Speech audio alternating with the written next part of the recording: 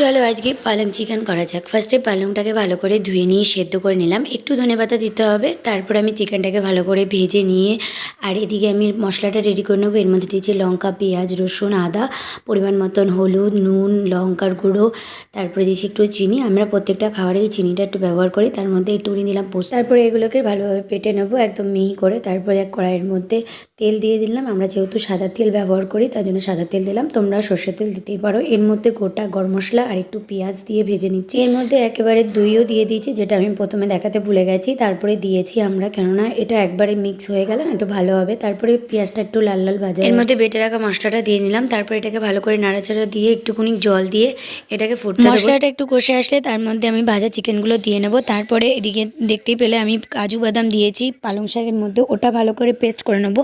মাংসটা যখন একটু সেদ্ধ হয়েছে তারপরেই দেওয়া হয়েছে পালংটা, তারপরেই কিছুক্ষণ নাড়িয়ে চাড়িয়ে নামিয়ে নেবো গরম মশলা।